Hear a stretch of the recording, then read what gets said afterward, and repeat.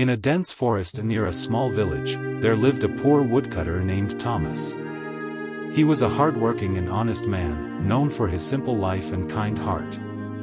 Every day, he went into the forest with his old axe, cutting wood to sell in the market. Though he earned little, he never complained. His wife, Anna, and their young son, Daniel, were his greatest treasures.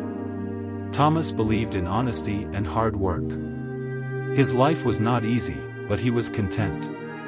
He never cheated anyone, never took shortcuts, and always helped others whenever he could. The villagers respected him, but they also pitied him because of his poverty. One year, things took a turn for the worse. A terrible drought hit the land. The trees dried up, and the forest became silent.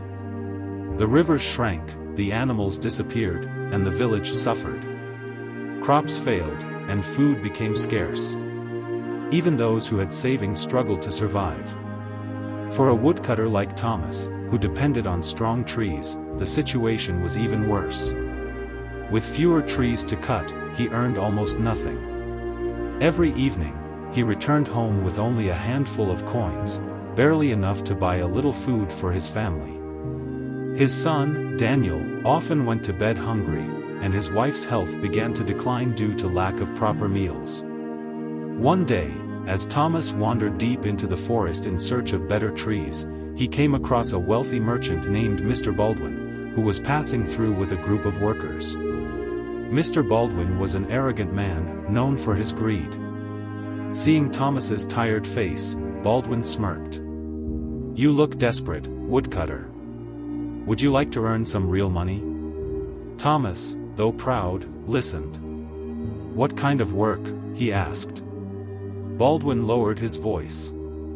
"There's an old shrine deep in the forest. It is said to be sacred, but it is made of the finest wood. If you cut it down for me, I will pay you a fortune." Thomas stiffened. He knew about the shrine. It was not just a place of worship, it was a part of the village's history.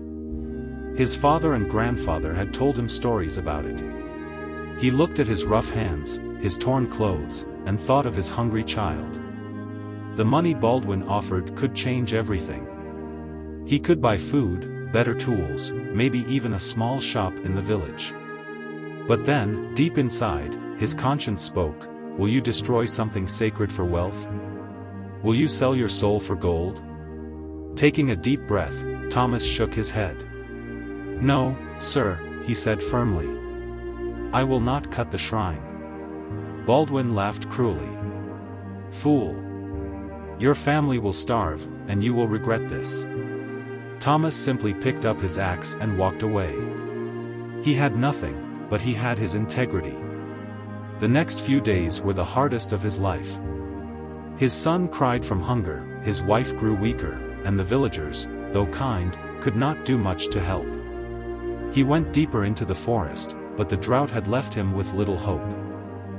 Then, one morning, as he walked through a part of the forest he had never explored, he noticed something unusual. Beneath a large, twisted tree, the ground looked different.